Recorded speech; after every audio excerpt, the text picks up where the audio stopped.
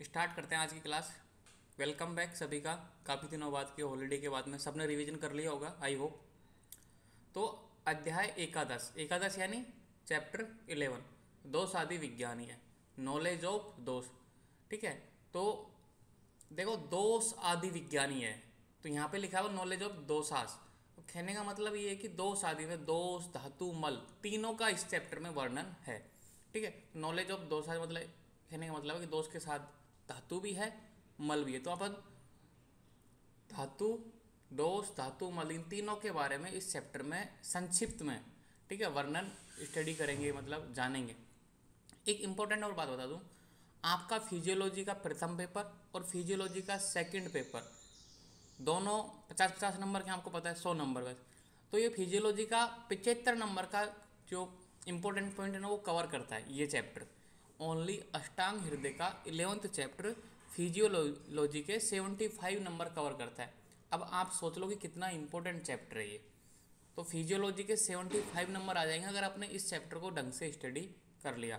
ठीक है, इसके साथ में अगला चैप्टर हो रहा है 12th, वो भी इसमें इंक्लूड रहेगा कि 11th और 12th में 75 नंबर के मार्क्स कवर होते हैं फिजियोलॉजी के। तो या तो आप फिजियोलॉजी में स्टडी कर लो पूरी फर्स्ट सेकंड पेपर, या फिर यहाँ पे 2 चैप्टर स्टडी कर लो 11-12। कौन सा ईजी है? तो यहाँ के 11-12 ज़्यादा ईजी है क्योंकि 2 ही चैप्टर है। तो 2 चैप्टर में आपकी फिजियोलॉजी कवर हो रही है पूरी आयुर्वेदा, मतलब 75%। ठीक है, तो इंपॉर्टेंट चैप्टर है, ध्यान देना। इस अध्याय में दोष, धातु, मलों के सामान्य कर्म, वृद्धि, क्षय के लक्षण और ओज का वर्णन किया गया है। अब आप मेरे एक बात बताओ, फिजियोलॉजी के जो सेकंड पेपर है उसमें क्या है? रस, रक्त, मांस, मेद, अस्थि, मज्जा, शुक्र और ओज। ओज के बाद में क्या है? मल, पुरुष, मूत्र और स्वेद। तो यही तो है फिजियोलॉजी के सेकंड पेपर में। तो अपन यही तो पढ़ रहे हैं यहाँ पे, धातुओं के सामान्य क्रम, वृद्धि, क्षय के लक्षण और ओज। तो पूरी सेकंड फिजियोलॉजी आ गई। ठीक है, और ये फर्स्ट पेपर में क्या है फिजियोलॉजी के में? दोष है, वात, पित्त, कफ और थोड़ा सा आहार वाला है। तो हार के मैंने 25 नंबर हटा दिए, तो इसलिए ये 75% कवर करता है 11th और 12th चैप्टर। तो ध्यान से स्टडी करना। देह शरीर के मूल। ठीक है, तो क्या मूल है अपने शरीर के? क्या मूल है मतलब जो बेसिक है, फंडामेंट्स है। Chief constituents of the body, मतलब बॉडी किससे मिलकर बनी है? तो दोष, धातु, मल, ये है देह शरीर के मूल है। श्लोक कौन सा है? दोष, धातु, मला मूलम सदा देहस्य। कि भाई अपनी जो बॉडी है ना 3 चीज़ों से मिलकर बनी है। कौन कौन से? दोषों से, धातुओं से और मल से। ये 3 हमारे शरीर के आधार हैं, बेस है। क्लियर? तो दोष, धातु, मल है, ये देह शरीर के मूल है। अब दोष कितने होते हैं? अपन ने पहले चैप्टर में स्टडी किया, दोष 2 प्रकार के होते हैं, शारीरिक और मानसिक। पढ़ा है ना पहले चैप्टर में अष्टांग हृदय के में। तो शारीरिक कितने हैं? वात, पित्त, कफ। मानसिक कितने हैं? 2, रज और तम। तो अपन इस चैप्टर में शारीरिक बात, क्योंकि बॉडी से संबंधित बात कर रहे हैं, बॉडी। ठीक है, देह के मूल, शरीर के मूल। तो अपन वात, पित्त, कफ के बारे में स्टडी करेंगे, दोषों के बारे में। अब धातु देखो, धातु कितनी है? 7। रस, रक्त, मांस, मेद, अस्थि, मज्जा, शुक्र। वही पहला चैप्टर अपन ने स्टडी कर लिया। ठीक है, तीसरा है मल। मल कितने हैं? 3। स्वेद, मूत्र, पुरुष। अब यहाँ तक कोई डाउट है तो मुझे बताओ, क्योंकि भाई शरीर के मूल कौन है? 3 है, दोष, धातु, मल। दोष कौन कौन से हैं मैंने बता दिया, धातु कौन कौन से मैंने बता दिया, और मल कौन कौन से मैंने बता दिया। अब करेंगे अपन अविकृत मतलब प्राकृत। अब यहाँ पे कंफ्यूज मत होना। ठीक है, तो सबसे पहले अपन ने क्या पढ़ा है भाई? दोष, धातु, मल। तो शुरुआत में दोष आ रहा है तो दोष पढ़ेंगे पहले अपन। तो दोषों के अविकृत प्राकृतिक लक्षण या कर्म क्या है, मतलब नेचुरल फॉर्म में है। अगर वात नेचुरल फॉर्म में है तो क्या काम करेगा, मतलब वात का क्या काम है बॉडी में, पित्त का क्या काम है बॉडी में, कफ का क्या काम है बॉडी में। लक्षण बोल दो, कार्य बोल दो, बात एक ही है, फंक्शन। कहने का मतलब क्या फंक्शन है इसके। तो अविकृत बोला है। अविकृत यानी कोई हानि नहीं है, ना तो नॉर्मल अवस्था से बढ़ा हुआ है ना नॉर्मल अवस्था से कम है, मतलब नेचुरल है। बॉडी में जितना होना चाहिए उतना है और अपना नेचुरल वर्क कर रहा है, नेचुरल काम कर रहा है। तो अविकृत यानी प्राकृतिक लक्षण या प्राकृतिक कार्य किसके? दोषों के। तो दोषों के प्राकृतिक लक्षण, प्राकृतिक कार्यों के बारे में अपन डिटेल में वर्णन करेंगे, यहाँ पे डिटेल में स्टडी करेंगे। तो पहला है, तो मैंने बताया था तीनों दोषों की बात करेंगे। पहला है वात। तो अविकृत या प्राकृत वात के लक्षण, फंक्शन ऑफ फिजियोलॉजिकल वात है। अब देखो इंग्लिश में समझो तो आप समझ में आ जाएगा। फंक्शन, तो लक्षण बोल दो या फंक्शन बोल दो, बात कार्य बोल दो, बात एक ही है। तो अब बात के क्या कार्य हैं अपनी बॉडी में नॉर्मल अवस्था में, ठीक है। तो नॉर्मल अवस्था में क्या करेगा, ये क्या काम करता है, मतलब क्या फंक्शन है, क्या कार्य है बात के। तो अपन ने फिजियोलॉजी अच्छे से पढ़ी होगी सबने, लेकिन नहीं पढ़ी हो तो कोई बात नहीं, यहाँ पे पढ़ लो। उत्साह, अब मैंने यहाँ पे श्लोक क्यों नहीं लिखा, क्योंकि आप फिजियोलॉजी में चरक संहिता के श्लोक याद कर रहे हो, ठीक है। तो चरक संहिता के श्लोक याद भी करना, इसलिए आप अष्टांग हृदय का श्लोक यहाँ पे लिख के मैं याद कराने के लिए जबरदस्ती फोर्स करूँ तो कोई मतलब नहीं। आप फिजियोलॉजी में याद कर लेना चरक संहिता के श्लोक, इंपॉर्टेंट भी है वो, तो एक ही श्लोक याद करना तो अच्छा रहेगा। तो इसलिए चरक संहिता के श्लोक याद कर लेना फिजियोलॉजी में, यहाँ पे ओनली समझ लो। तो अविकृत प्राकृतवाद के लक्षण, फंक्शन ऑफ फिजियोलॉजिकल बात है। तो उत्साह, अपने उत्साह होता है ना, कोई उत्साही लोग होते हैं, मतलब जल्दीबाजी करने वाले लोग, जो उत्साह होता है मतलब किसी भी चीज़ करने का कोई मतलब होता है ना, कोई फंक्शन है, ठीक है, घर में शादी है तो एक उत्साह रहता है मन में। तो जो हर्ष उल्लास वाला है ना, वो उत्साह किसकी वजह से है, वात की वजह से। उच्छ्वास, ठीक है, मतलब सांस को अंदर लेना, ठीक है। निश्वास, सांस को बाहर छोड़ना। एक्सपायरेशन, उच्छ्वास मतलब बाहर छोड़ना, निश्वास उल्टा तो नहीं हो गया, या सही है, कोई बताएगा। यस सर, उच्छ्वास में इंस्पिरेशन आएगा उल्टा हुआ है। हाँ उल्टा हो गया ना, तो मैं कर दूंगा इसको सही, टेंशन मतलब। Yes yes sir. उच्छ्वास और निश्वास मतलब सांस को अंदर लेना और छोड़ना, किसकी वजह से है, वात की वजह से, ठीक है। अब आप बोलोगे भाई वात के तो 5 वेद हैं, तो कौन से वात की वजह से, अपन अगले चैप्टर में स्टडी कर लेंगे भाई। प्रत्येक वात का एक अलग अलग कार्य है ना, कि भाई कौन सी वायु, क्या प्राण वायु है, उदान वायु है, व्यान वायु है, समान वायु है, अपान वायु। तो मैं इसको सही कर दूंगा, टेंशन मत लेना। तो उच्छ्वास और निश्वास, तो सांस का आदान प्रदान किसकी वजह से हो रहा है, वात की वजह से। चेष्टा, मतलब किसी भी तरह की इच्छाएं जो अपना शरीर करता है, वो चेष्टा किसकी वजह से है, वात की वजह से। वेग प्रवृत्ति, अब वेग प्रवृत्ति वात की वजह से, ये बात ध्यान रखना, ठीक है। अब वेगों को रोकोगे तो क्या होगा, वात प्रकोपित होगा। तो काम किसका है ये, वात का। अपन ने चैप्टर नंबर 4 में स्टडी किया है कि भाई वेगों को रोकने से वात प्रकोपित हो जाता है। अब पता चला क्यों प्रकोपित हो जाता है, क्योंकि वेगों को प्रवृत्त करने का, वेगों को चलाने का काम ही कौन कर रहा है, वात कर रहा है। अब उनके मार्ग में आप अवरोध उत्पन्न करोगे तो ऑटोमेटिक वात तो कुपित होगा ही ना, वात तो बढ़ेगा ही ना, सिंपल सी बात ये है। तो ये क्योंकि इसका काम है, उसके काम में अपन अवरोध पैदा कर रहे हैं। अपन जानबूझ के जो वेग आ रहे थे, जैसे कि आपको फ्रेश होने का वेग आ रहा है, आपको छींक आ रही है, ठीक है, आप रोक रहे हो जानबूझ के, प्रेशर लगा के, मतलब आपका जो बल है उसको लगा के रोक रहे हो, तो एकदम मतलब उसके रास्ते में अवरोध उत्पन्न कर रहे हो। तो अवरोध उत्पन्न कर रहे हो तो मतलब वात बढ़ रही है, तो वात कुपित हो गई। अब समझो, मतलब ये फंक्शन है वात के कार्य, ये नेचुरल फंक्शन है कि आपकी बॉडी के ये सारे कार्य वात दोष करता है। अगर मान लो कि अब कोई गड़बड़ी हो गई वात दोष में, तो समझ लो कि इन कामों में आपकी गड़बड़ी हो गई। और सभी धातुओं की सम्यक गति, जब मैंने चैप्टर नंबर 1 स्टडी कराया था, तो मैंने वहाँ पे वात को इंट्रोडक्शन कराया था ना, मतलब परिचय दिया था वात का, तब मैंने बताया था कि भाई जो भी गति है वात में, मतलब शरीर में अपनी बॉडी में जितनी भी प्रकार की गति है ना, वो वात दोष की वजह से होती है। तो देखो, सभी धातुओं की सम्यक गति। अब ये धातुओं की गति किस तरीके से करवाता है, जैसे भाई रस का अपना काम है, रक्त अपनी बॉडी में सर्कुलेशन करवा रहा है पूरा, ठीक है। अब रस से रक्त बनेगा, रक्त से मांस बनेगा, मांस से मेद, मेद से अस्थि, अस्थि से मज्जा। तो ये धातुओं का संवहन, पोषण, ये सब कौन कर रहा है, जो गति कर रहा है बॉडी में, कौन कर रहा है, वात दोष, ठीक है। तो जितनी प्रकार की गति है वो वात दोष कर रहा है। इंद्रिया विषय ग्रहण, और इंद्रियों का अपने विषय को ग्रहण करना। सब प्रत्येक इंद्रियों का अपना एक विषय, जैसे आंखों का, आंखों में जो चक्षु इंद्रिया है, नेत्र इंद्रिया उसका देखना है, सब कानों में जो शब्द इंद्रिया उसका सुनना है। तो ये सब किसकी वजह से, वात दोष की वजह से। अब मेरी बात सुनो, अगर गति नहीं होगी, जैसे शब्द में गति नहीं है, अगर मान लो कि ये बीच में गति नहीं होती, वायु नहीं होती, ये वात दोष नहीं होता, तो निर्वात में आवाज़ आती है या नहीं आती ना, उसको एक माध्यम चाहिए होता। अपन ने फिजियोलॉजी पढ़ा है कि उस क्षेत्र से इस तरह से एक माध्यम चाहिए होता है उसको तरंग को आने के लिए। तो ये कौन है, वात दोष। किसी भी तरीके से समझ लो तो ये मुख्यतः है, मतलब आचार्य वाग्भट के अनुसार उत्साह, उच्छ्वास, निश्वास, चेष्टा, वेग प्रवृत्ति, सभी धातुओं की सम्यक गति, इंद्रिय विषय ग्रहण, ये सब वात दोष के फंक्शन है, कार्य हैं, लक्षण है नेचुरल अवस्था में, कि ये अपने काम करता है। तो अब श्लोक की बात है, श्लोक चरक संहिता वाला याद कर लेना फिजियोलॉजी में, कि ठीक है, क्योंकि वो इंपॉर्टेंट है। अब देखो सर निश्वास मतलब क्या बताया था, क्या निश्वास मतलब क्या बताया था, निश्वास यानी सांस को बाहर छोड़ना, ठीक है। और उच्छ्वास यानी सांस को अंदर लेना, ठीक है। मतलब श्वास को आदान प्रदान की जो श्वास की आदान प्रदान प्रक्रिया है ना, ये दोनों काम किसकी वजह से है? वात की तरफ से है, ठीक है, वात दोष की तरफ से। अब देखो अविकृत पित्त के लक्षण, फंक्शन ऑफ फिजियोलॉजिकल पित्त। पाचन, अब पित्त की बात जहाँ आ गई, पाचन, ऊष्मा, दर्शन, क्षुधा, तृषा, रुचि, प्रभा, मेधा, धी, शौर्य और शरीर में मृदुता। मृदुता है ये देखो यहाँ लास्ट में मृदुता। अब समझो, आपको पता है कि भाई जो पित्त है उसकी नॉर्मल अवस्था में क्या क्या काम करेगा?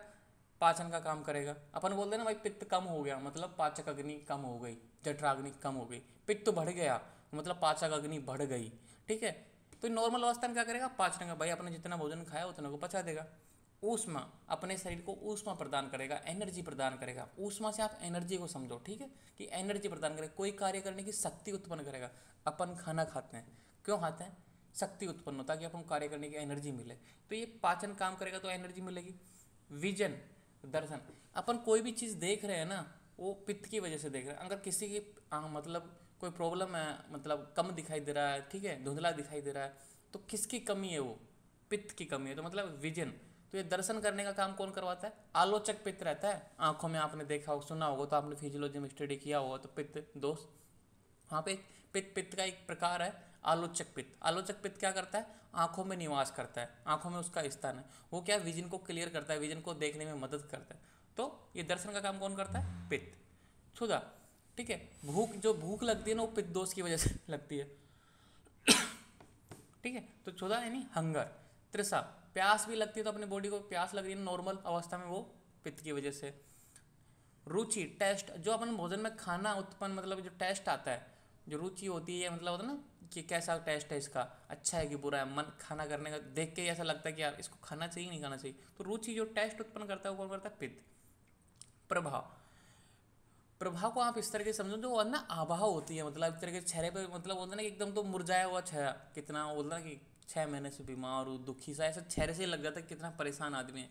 एक टाइम उसके चेहरे पे ग्लो रहता है, तो प्रभाव को ग्लो से समझो कि इसका चेहरा एकदम से चमकवान, प्रकाशवान, एकदम मतलब अलग ही दिखेगा कि कितना खुश है, एकदम स्वस्थ है। तो प्रभाव किसकी वजह से है?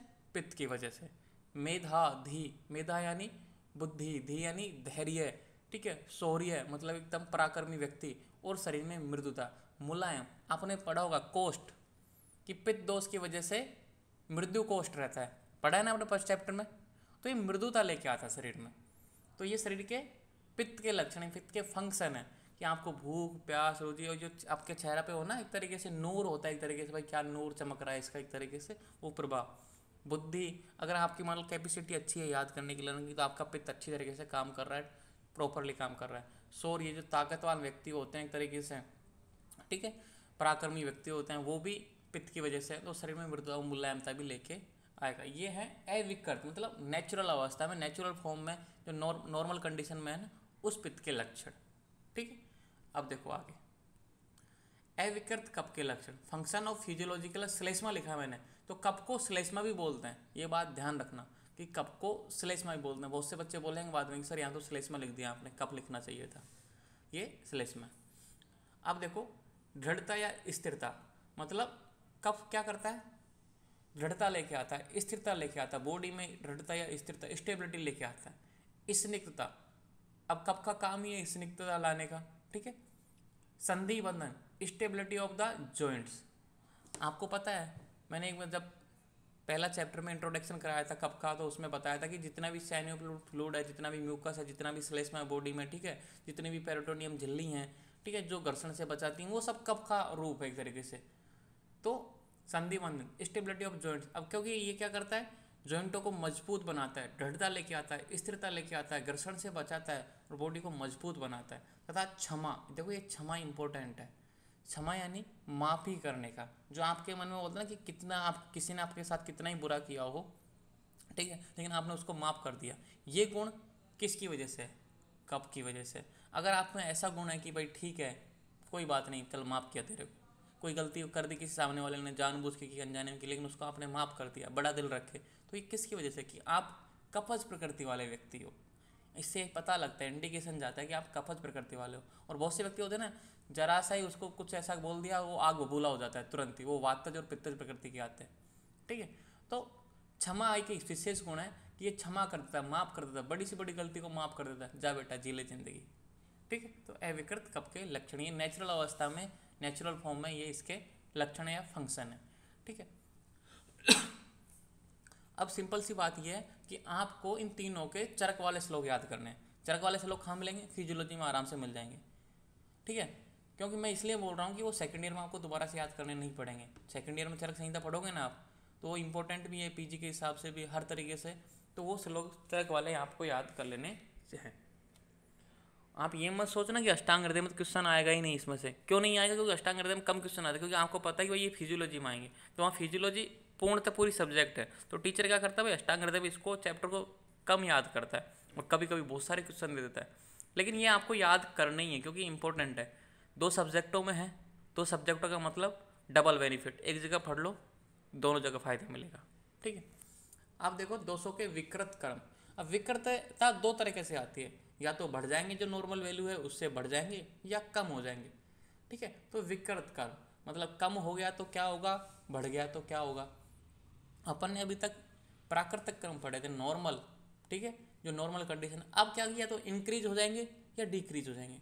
तो 2 तरीके से विकृतता आती है, 2 तरह से डिफॉर्मिटी आती है, या तो इंक्रीज या डिक्रीज। तो इंक्रीज में क्या आता है, वृद्धि जन लक्षण। तो वात के इंक्रीज, पित्त के इंक्रीज और कफ के इंक्रीज, ठीक है। वात के डिक्रीज, पित्त के डिक्रीज और कफ के डिक्रीज में क्या आएंगे, क्या फंक्शन है। तो वात इंक्रीज हो जाए तो क्या होगा, वृद्धि जन लक्षण या वृद्धि जन कार्य। कृष्णता, व्यक्ति कमजोर हो जाएगा। अगर मान लो किसी व्यक्ति की नॉर्मल कंडीशन से वात ज़्यादा बढ़ गया, ठीक है, तो कमजोर हो जाएगा। कृष्णता, मान लो आप कोई पेशेंट आया आपके पास कमजोर वाला, तो आपको सीधा देख के ही समझाना चाहिए कि इसके अंदर बात बढ़ी हुई है, ठीक है। कालापन, कालापन जानते हो ना, एक तरीके से पूरा चेहरा काला काला सा हो जाता है। धूप में काम करते हैं व्यक्ति, देखा हो ना, एकदम काले हो जाते हैं। टैनिंग नहीं ना, स्किन की टैनिंग हो जाती है, जहाँ पे धूप पड़ती है वहाँ पे तो बिल्कुल काला सा हो जाता है। और आप टोपी उठा के देखो या फिर अपने कपड़े, ठीक है, अपनी जो शर्ट होती है वहाँ के जो बाजू होती है उसको चेक करो, एकदम कितना अंतर आ जाता है। तो वो कालापन। उष्ण कामता, उष्ण कामता का मतलब यही है कि जो गर्मी की वजह से जो कालापन आता है, ठीक है, वो कंप कपी होने लग जाएगी, हाथ पैर कांपेंगे, उसको खड़ा नहीं रहा जाएगा, ठीक है। उसको बोल देना भाई 5 मिनट खड़ा रहे, नहीं खड़ा रह जाएगा, वो कप कपाने लग जाएगा। जैसे सर्दियों में कप कपाता है ना, कोई बालक नहाते हैं ठंडे ठंडे पानी में, ज़्यादा सा लग रहा है, वैसे कप कपाने हो जाने लग जाती है, ठीक है। मल अवरोध, आपको पता है कि भाई वात का इंक्रीज हो गया। अब इंक्रीज हो गया तो क्या करेगा ये, एक तो होता है नॉर्मल फ्लो, ठीक है। अब मान लो कभी कभी पानी का फ्लो देखा आपने, ठीक है, नॉर्मल फ्लो चलता रहता है, लेकिन कभी कभी बहुत सारा अचानक से बहुत ज़्यादा पानी आ जाता है, तो रास्ते ही नहीं देखता, जहाँ उसको मार्ग मिलता है वहाँ से चल जाता है, छोटे छोटे छिद्र, छोटे छोटे रंध्रों में।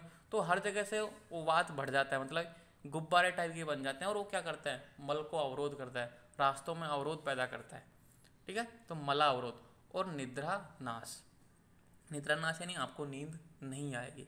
कोई व्यक्ति आपके पास आता है, आप डॉक्टर हो कि भाई डॉक्टर साहब मुझे नींद नहीं आती रात को, तो आप उसको एक ही बात बोलो कि बेटा 10 बजे बाद में या 9:30 बजे बाद में फ़ोन चलाना बंद कर दे, 9:30 बजे तेरे को सोना है, शाम को भैंस का दूध पीना है शर्करा डाल के, ठीक है, दिन में मेहनत करनी है, ऑटोमेटिक नींद आएगी। बस ये इसका साधारण से इलाज है। दिन में मत सो, रात को 9:30 बजे सो जाओ, क्योंकि रात को अगर टाइम से सोओगे तो क्या होता है, कफ बढ़ता है, ठीक है। कफ बढ़ेगा तो ऑटोमेटिक वात कम हो जाएगा, वात कम होगा तो ये निद्रा नाश की जो बीमारी थी वो दूर हो जाएगी। सिंपल सी बात है। आपने देखा ना भाई, निद्रा नाश क्या बोलता है, मतलब नींद की क्यों नहीं आती भाई, वात बढ़ा है तो वात को कम कर दो, ऑटोमेटिक नींद आएगी। कहने का मतलब है कफ को बढ़ा दो, वात तभी तो कम होगा जब कफ को बढ़ाएंगे।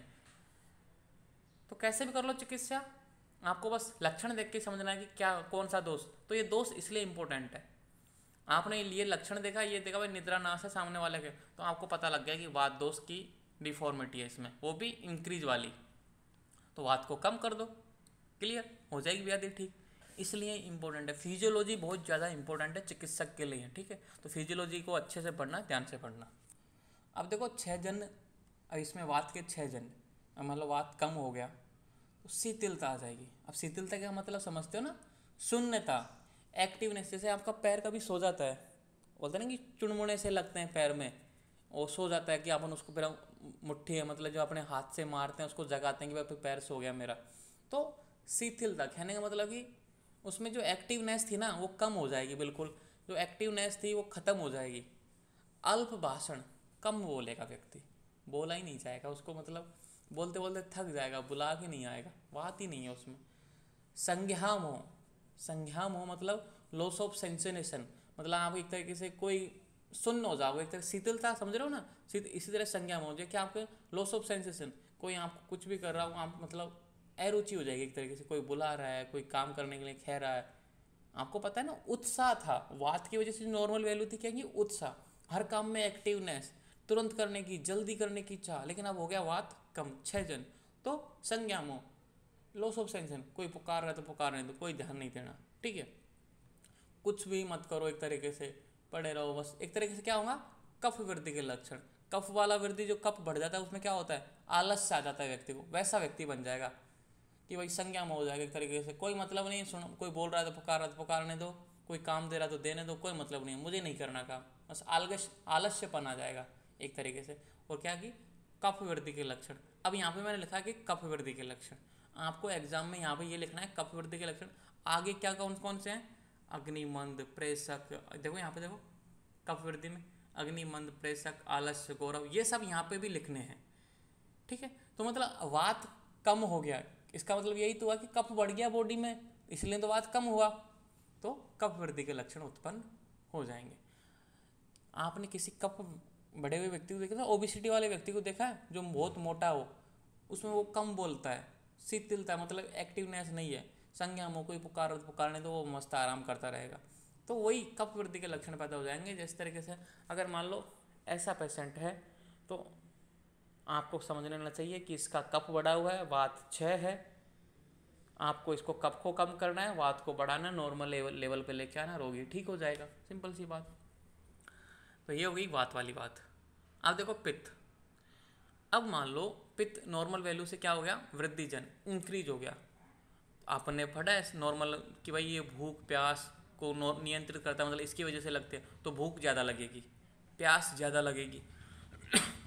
भाई नॉर्मल वैल्यू से पित्त ज़्यादा बढ़ गया तो भूख ज़्यादा लगेगी, तुरंत भोजन गया, पचाया, लाओ खाना, एक तरीके से उसको भस्मक रोग हो जाएगा, खाना गया तुरंत पचा, नहीं भूख लगेगी, भस्मक रोग हो गया, भूख ज़्यादा लगेगी, प्यास ज़्यादा लगेगी, जलन होने लग जाएगी, अल्सर हो जाएंगे बॉडी में, अनिद्रा, नींद नहीं आएगी, मल मूत्र नेत्र त्वचा में पीलापन, जैसे जॉन्डिस हो जाता है ना, पीलिया हो जाता है, उस तरीके से पूरे आंख ऐसे मल। दहा माने क्या होता है सर? दहा यानी जलन होना, ठीक है, जैसे पेट में जलन हो रहा है, हाथ पैरों में जलन होना, ठीक है, दहा यानी जलन होना। मल मूत्र नेत्र त्वचा में पीलापन, आपका जो पुरीस है, स्टूल है, मूत्र यूरिन है, ये भी पीले पीले हो जाएंगे बिल्कुल, नेत्र आंखें पीली हो जाएंगी, और त्वचा भी पीलापन लेके आ जाएंगे, मतलब एक तरीके से पित्त बहुत ज़्यादा मात्रा में बढ़ गया। ये हो गया पित्त के इंक्रीज के लक्षण। अगर आपको कोई व्यक्ति ज़्यादा भूख लग रही है, ज़्यादा प्यास लग रही है, जलन हो रही है बॉडी में, तो आप समझ जाओ इसका पित्त बढ़ा हुआ है। अब मान लो पित्त कम हो गया नॉर्मल से, तो क्या होगा, मंद अग्नि हो जाएगी, क्योंकि पित्त कम हो गया। शीतता, बॉडी ठंडी पड़ जाएगी, ठीक है, सर्दी लगेगी व्यक्ति को, क्योंकि उसमें अब पित्त की वजह से क्या होता है, ऊष्मा भी तो मिलती है, एनर्जी भी तो मिलती है, लेकिन पित्त तो कम हो गया नॉर्मल वैल्यू से, तो शीतता आएगी। प्रवाह हानि, ठीक है, प्रवाह यानी जो आपका चेहरे का नूर था, जो आभा थी, जो चमकवान थी, ठीक है, वो गायब हो जाएगी, ठीक है, एक तरीके से गायब हो जाएगी, एक तरीके से ऐसा लगेगा कि थका हारा व्यक्ति, बिल्कुल बीमार आदमी, ऐसा हो जाएगा। प्रवाह हानि, जो आपका नूर था ना चेहरे का, जो चमक थी, वो गायब हो जाएगी, ठीक है। अब देखो कफ, कफ में अगर इंक्रीज हो गया तो क्या होगा, अग्निमंद, क्योंकि कफ मतलब सिंपल सी बात है भाई, कफ बढ़ गया तो अग्निमंद करेगा, क्योंकि श्लेष्मा बढ़ रहा है। प्रेषक, प्रेषक से यानी क्या होता है, इंक्रीज सेलाइवेशन, मतलब लार अधिक मात्रा में बाहर निकलेगी चेहरे से, लार बहुत ज़्यादा मात्रा में निर्माण होगा, आलस्य आएगा। गौरव, गौरव यानी हैवीनेस है, गौरव यानी हैवीनेस, शरीर भारी भारी हो जाएगा, एकदम हैवीनेस हो जाएगी शरीर में। शैत्य, शैत्य यानी शीतता लगेगी, ठंडी लगेगी, सर्दी लगेगी, अंगों में शीतता, और सर्दी तो लगेगी लेकिन पूरे अंगे ठंडे पड़ जाएंगे, जैसे कि आप क्या बोलते हैं ना कि इसके तो ठंड लग रही है, हाथ पैर बिल्कुल ठंडे पड़ गए, तो वैसे अंगों में शीतता वह शीतलता, अंगों में शीतता वह शीतलता। शीतलता का मतलब है पड़े रहो बस, आराम से एक जगह पड़े रहे, मतलब कोई एक्टिवनेस नहीं, एकदम से आराम से रेस्ट करना, रिलैक्स करना, ऐसी हैबिट हो जाएगी आपकी। श्वास, अस्थमा टाइप की डिजीज हो जाएंगे, कास, खांसी हो जाएगी, और अति निंद्रा, बहुत भयंकर नींद आएगी। ये हैं कफ वृद्धि के लक्षण हैं। ठीक है, अगर कफ ज़्यादा बढ़ गया तो ये कर्म करेगा अपनी बॉडी में। आपको समझना है, कोई पेशेंट आए आपके पास, वो बोलेगा डॉक्टर साहब मेरा कोई काम करने का मन नहीं करता, बस मैं पड़ा रहता हूँ, नींद आती रहती है, ठीक है, अस्थमा है, खांसी है, 5-6 लक्षण बताएगा, आप समझ जाओ इसके अंदर कफ बढ़ा हुआ है। अब उसको एक ही बात बोलो कि सुबह उठ के ही जॉगिंग करे, खाना कम खाए, ठीक है, एक्सरसाइज करे, मतलब कफ को कम करने वाली जितनी भी विधियां हैं ना वो सारी बता दो उसको, आहार की, विहार की, औषधि की। ठीक है, 3 तरीके से ट्रीटमेंट कर सकते हो आयुर्वेदा में। पहला तो भोजन उसका चेंज कर दो, वो हो गया आहार। विहार उसकी लाइफ स्टाइल, उसको योगा भोगा बताओ, ठीक है, आपको उसको एक्सरसाइज करना सिखाओ, तो ये हो गई विहार। एक होती है फिर औषधि, मेडिकेटेड, उसको ऐसी औषधियाँ दो जिससे कि उसका कफ का नाश हो, जैसे तीक्ष्ण क्षार वाली, ठीक है, उष्ण कटु वाली, पंचकोल, त्रिकटु, वो ऐसी औषधियाँ दो जिससे कि उसका कफ क्षीण हो। तो ये हो जाएगी इसमें चिकित्सा। अब देखो, अगर मान लो 6 जन में देखो कफ कम हो गया तो क्या होगा, भ्रम, चक्कर आने लग जाएंगे बॉडी में। नॉर्मल वैल्यू से अगर कफ कम है तो चक्कर आने लग जाएंगे। हृदय द्रव, ठीक है, हृदय द्रव यानी जो होता है ना एक तरीके से पैपिलिटेशन होता है, एक तरीके से कंपन सा होता है, वैसा होने लग जाएगा। हृदय में धड़कन से थोड़ा सा भी आवाज़ सुन नहीं पाएगा एक तरीके से, ठीक है। हर द्रव, श्लेष्माश्य, अब इसको ऐसे भी लिख सकते हो आप, कफाश्य, कपाश्य भी लिख सकते हो, और श्लेष्माश्य मतलब वह स्थान जहाँ पर श्लेष्मा रहता है, मुक्त है। तो कपाश्य बोल सकते हो कि वह स्थान जहाँ पे कफ मुक्त रहता है। तो कौन कौन सी जगह पर रहता है, उर, आपको पता है अष्टांग हृदय के पहले चैप्टर में, मैं फिर वही बात बोल रहा हूँ कि अष्टांग हृदय का पहला चैप्टर बहुत इंपॉर्टेंट है। अपन ने उसमें पढ़ा है कि भाई नाभि से ऊपर नहीं, हृदय से ऊपर किसका स्थान है, कफ का स्थान है। नाभि और हृदय के बीच में पित्त का स्थान है, नाभि से नीचे वात का स्थान है, और हृदय से ऊपर किसका स्थान है, कफ का। तो उर यानी जो अपना चेस्ट है, वो सिर, अपना जो पूरा चेहरा है, पूरा जो है ना संधि, और जो जितने भी जॉइंट्स हैं इनमें कफ पाया जाता है। तो श्लेष्माश्य कि इनमें खालीपन हो जाएगा, कफ है ही नहीं, क्योंकि कफ क्या हो गया, क्षय हो गया, तो खालीपन आ जाएगा। संधियों में शीतलता, अब आपने देखा था यहाँ पे देखो कि संधि बंधन, स्टेबिलिटी ऑफ जॉइंट्स कर रहा था कि इसके प्राकृत में, अगर ये कम हो गया तो क्या होगा, शीतलता, आपकी जो जॉइंट्स है वो कमज़ोर पड़ जाएंगे, ठीक है, आपके घुटने, एल्बो, शोल्डर, हिप, जितने भी जॉइंट्स हैं वो सब कमज़ोर पड़ जाएंगे, कुछ फ्रैक्चर भी हो जाएंगे, लिगामेंट टूट जाएंगे, मतलब एक तरीके से शीतलता आ जाएगी, आपके दर्द होगा पैरों में, आपके जॉइंट्स से तरीके से काम नहीं करेंगे। कहने का मतलब अगर ऐसी सिचुएशन आ रही है तो कफ कम हो गया, ठीक है। अब देखो चिकित्सा, 200 की विकृत अवस्था में चिकित्सा, मैं इसको सही कर दूंगा, विकृत सही दिख नहीं रहा, विकृत अवस्था में चिकित्सा। अगर मान लो वृद्धि है और 6, दो ही तरह की, देखो नॉर्मल अवस्था में चिकित्सा कोई जरूरत नहीं है, नॉर्मल है तो है बढ़िया, ये तो एकदम कंडीशन बढ़िया। अगर लो बढ़ा हुआ है, कोई दोष बढ़ गया तो क्या चिकित्सा है, कम है तो क्या चिकित्सा है।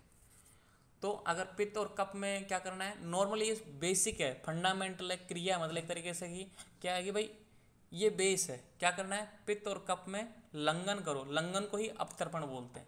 अब ये लंघन क्या है, अपतर्पण क्या है, चैप्टर नंबर 14 में अपन डिटेल में स्टडी करेंगे कि लंघन क्या है, अपतर्पण क्या है। जो अभी चैप्टर नंबर 11 चल रहा है, 12 और 13 2 चैप्टर बीच में हो रहा है, 14 चैप्टर इसी नाम से है, संतर्पण और अपतर्पण, ठीक है, द्विविध उपक्रम के नाम से चैप्टर, तो द्विविध उपक्रम उसमें आता है लंघन और व्रण। तो ये दोनों डिटेल में, मतलब वहाँ पे पूरा चैप्टर ही है, तो टेंशन लेने की जरूरत नहीं है क्या है ये। और वात वृद्धि में क्या करना है, संतर्पण करना है और व्रण करना है। संतर्पण को क्या बोलते हैं, व्रण। लंघन को क्या बोलते हैं, अपतर्पण, और व्रण को क्या बोलते हैं, संतर्पण। तो ये किस में करना है, वात वृद्धि। अगर किसी व्यक्ति में वात बढ़ा हुआ है, मतलब ये कृष्णता आ गई, कालापन आ गया, उष्ण कामता आ गई, कंप आ गया, मल अवरोध आ गया, निद्रा नाश आ गया, तो उसमें क्या करना है, संतर्पण, ठीक है। और भूख प्यास लग रही है, अग्निमंद हो रहा है, प्रेषक हो रहा है, ये सब में ये लक्षणों क्या करना है, लंघन और अपतर्पण करना है। अब 6 में क्या करनी है, पित्त व कफ 6 में व्रण करें। पित्त, इंदु, मंदाग्नि, शीतता, प्रभानि, ब्रह्म, चक्कर, इनमें क्या करना है सर। हाँ सर संतप्पण का मीन्स क्या बताया आपने, अभी बताया ही नहीं मैंने मीनिंग, वेट करो। पित्त व कफ 6 में व्रण करें, मतलब एक तरीके से बताऊंगा मैं, मतलब व्रण। और वात 6 में क्या करें, लंघन। अब 2 वर्ड आ रहे हैं अपने सामने, लंघन और व्रण। लंघन को क्या बोलते हैं? अवतर्पण। ये लंघन का ही पर्यायवाची है। और व्रण का ही पर्यायवाची क्या है? संतर्पण। मतलब वर्ड दो हैं, दो ही चिकित्सा बताई हैं, संतर्पण और अवतर्पण। संतर्पण का मीनिंग होता है कि ऐसी औषधियाँ, ऐसा भोजन उसको देना जिससे कि उसकी धातुओं में पुष्टि हो, ठीक है, स्निग्धता आए, ठीक है, धातुओं को पुष्ट करें, शरीर को बलवान बनाए, स्निग्ध बनाए, मजबूत बनाए, ठीक है। और अवतर्पण का मीनिंग क्या है कि उसको ऐसा आहार विहार खिलाओ या ऐसा काम दो जिससे कि उसकी जो है ना कफ है वो कम हो जाए। जैसे कि खाना मत दो उसको, दो एक्सरसाइज करवाओ, ठीक है, उसको मल्लों के युद्ध लड़वाओ, ठीक है, उसको धूप का सेवन कराओ। एक तरीके से